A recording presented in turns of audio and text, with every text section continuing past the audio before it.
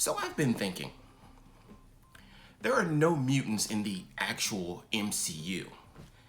And now that the X-Men saga is done and over with, it's going to be a few years before we actually get any mutants in the MCU. I think it's going to be like 5 years or something, which is way too long. I'm not getting any younger. But something happened. I was scrolling through my Netflix last night, and I saw this. I'm not the same woman I was 30 years ago, Henry. This place, it changes you. I mean, adaptation is part of it, but some of it is evolution. Here's my theory. If you watched Ant-Man and the Wasp, like I did last night, that scene just kind of popped out at me. Maybe Janet Van Dyne is no longer a person that wears an iron suit. Not iron suit, but a suit like Ant-Man, Wasp, Iron Man, War Machine, people like that. Maybe now she's actually what is called a mutate. Now, a little bit of history here. For those that know, bear with me for one moment. So, in Marvel Comics, you have mutants. Mutants are human beings who are born with an extra gene, which in turn, through stress, puberty, something like that, gives them a superpower.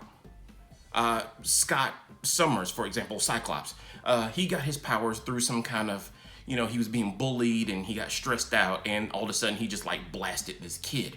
Now, the reason he can't control his powers is because he got hit in the head by like an air conditioner or something like that. So now he has no control over his powers. So as long as his eyes are open, he's shooting those optic blasts at people. And Professor X gave him ruby quartz glasses and visors in order to control it. So a mutant is someone who's born with their powers. Now, Marvel came up with something a couple years ago that they don't really refer to, and that's called a mutate. Now, a mutate, which you have already seen, trust me, the Fantastic Four movies, any Spider-Man movie, Incredible Hulk movie, those are mutates. Mutates are people who are normal humans, but through some accident or a science experiment or some outward source, gained superpowers. Captain America is a mutate. Incredible Hulk is a mutate. Spider-Man is a mutate. The Fantastic Four, they're all mutates. Now, that begs a question because, of course we never got to it in the movies, but if you read the comic books with the Fantastic Four, they have children who are mutants. And there's always been this argument, are they mutates like their parents or are they mutants? Well, since they were born with their powers, technically they're mutants. So, end of that. Now, back to Ant-Man and Wasp. So, Janet Van Dyne goes into the quantum realm, and when she comes out, she has all these powers.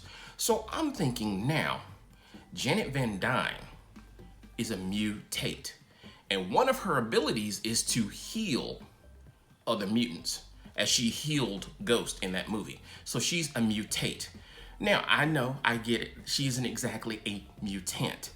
But at the end of that movie, they send Scott into the quantum realm to pick up these healing particles to heal people. I forgot who they exactly wanted to heal, but I think it was just a general thing. They sent him in there to get these healing particles, which if you saw Avengers Endgame, I don't think he actually brought them out, or at least it wasn't important enough that he brought them out.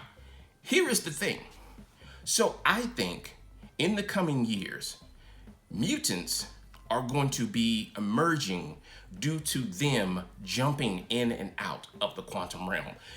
By jumping in and out of the quantum realm, I think they released some kind of energy, or maybe they're going to use those particles at some point, and the children of the people that use the particles are going to end up being mutants. So I think that's how mutants are going to show up in the Marvel Cinematic Universe. And if you rewind it a little bit, there are a few people who normally in the comic books would be mutants, but Marvel has kind of changed things to affect the storylines. So if you remember Scarlet Witch and her brother Quicksilver, they are mutants, which is why they show up in X-Men movies. because they're actually mutants. In the Marvel Cinematic Universe, though, they're called enhanced, but technically, that's not the proper term for them. They're actually mutates in the Marvel Cinematic Universe. So it's kind of interesting that they changed those characters like that. They've done a little bit of washing of the characters, shall we say, in order to make the movies interesting. For a lot of people that hated the Hulk, they basically jumped around in his whole storyline and made him, and just fast forwarded him to being Professor Hulk. Hopefully they fix that. Hopefully we get a Hulk series if Paramount, I believe it is, or I can't remember which studio actually owns the rights to making movies about the Hulk. But hopefully they'll work out some deal and we'll get a Hulk trilogy that's proper. I don't know how they can fix it from now because they kind of jumped around his whole world breaker thing, which is the storyline everybody wants to see. But nevertheless, Ant-Man and Wasp kind of answers the question to how are we going to get mutants in the MCU? My answer is they're already here. They haven't shown up yet, but the means and the way to bring them into the MCU is already happened in Ant-Man and Wasp.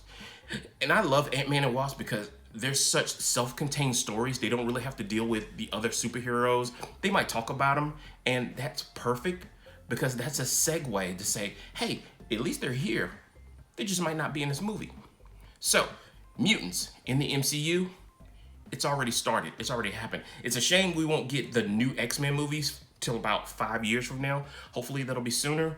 But tell me what you think. I'd love to hear your opinion and your suggestions on how the MCU is going to bring in mutants. Please leave a comment in the descriptions down below and let me know what you think. Thanks for watching, guys, and I'll see you next time.